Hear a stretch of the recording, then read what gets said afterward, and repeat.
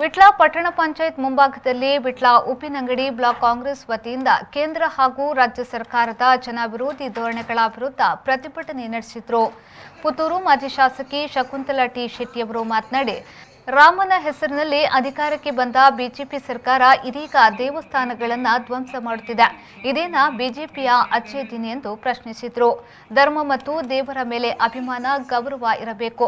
ಅದನ್ನು ನೀಡಲು ಸಾಧ್ಯವಾಗದವರು ಅಧಿಕಾರದಲ್ಲಿ ಇರಲು ಯೋಗ್ಯತೆ ಇಲ್ಲ ಎಂದು ಹೇಳಿದರು.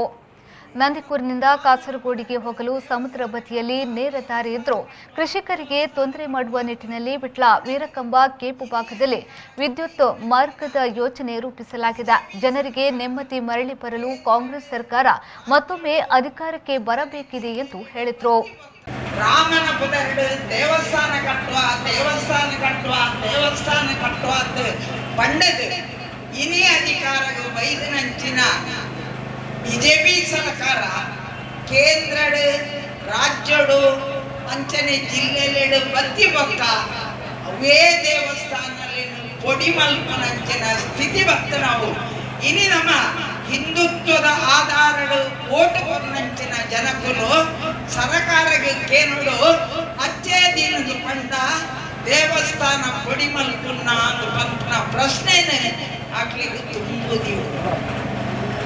ಈ ದೇಶದ ಪ್ರಧಾನಿ ಸನ್ಮಾನ್ಯ ನರೇಂದ್ರ ಮೋದಿಯರು ಗುಜರಾತದ ಮುಖ್ಯಮಂತ್ರಿ ಉಪ್ಪುನಾಗ 2007 ಆ ಗುಜರಾತದ ದೇವಸ್ಥಾನದಲ್ಲಿ ಪೂರಾ ಬೋಡಿ ಮಾಡ್ತಾರೆ.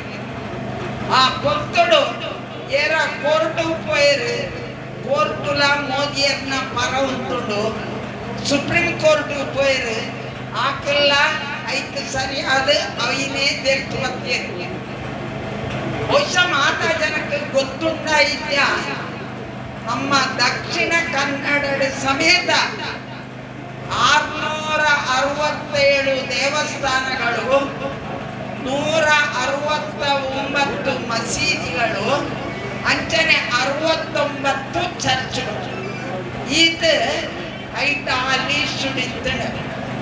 ವಿಟ್ಲ ಉಪ್ಪಿನಂಗಡಿ ಬ್ಲಾಕ್ ಕಾಂಗ್ರೆಸ್ ಅಧ್ಯಕ್ಷ ಡಾಕ್ಟರ್ ರಾಜರಾಮ್ ಕೆಬಿ, ಜಿಲ್ಲಾ ಪಂಚಾಯತ್ನ ಮಾಜಿ ಸದಸ್ಯ ಎಂಎಸ್ ಮೊಹಮ್ಮದ್, ಡಿಸಿಸಿ ಪ್ರಧಾನ ಕಾರ್ಯದರ್ಶಿಗಳಾದ ಪ್ರವೀಣ್ ಚಂದ್ರಾಳ್ವ, ಮುರಳೀಧರ್ ಮಠಂದಬಿಟ್ಟು, ಉಮನಾಥ್ ಶೆಟ್ಟಿ, ಮಾಜಿ ಜಿಲ್ಲಾ ಪಂಚಾಯತ್ ಅಧ್ಯಕ್ಷ ಸೋಮನಾಥ್ ಉಪ್ಪಿನಂಗಡಿ, ಜಿಲ್ಲಾ ಹಿಂದುಳಿದ ವರ್ಗಗಳ ಸಂಯೋಜಕ ಅಶೋಕ್ ಡಿಸೋಜ, ವಿಟ್ಲ ಉಪ್ಪಿನಂಗಡಿ ಬ್ಲಾಕ್ ಕಾಂಗ್ರೆಸ್ ವಕ್ತಾರ ರಮನಾಥ್ ವಿಟ್ಲ ಮೊದಲಾದವರು ಪ್ರತಿಭಟನೆಯಲ್ಲಿ ಪಾಲ್ಗೊಂಡಿದ್ದರು.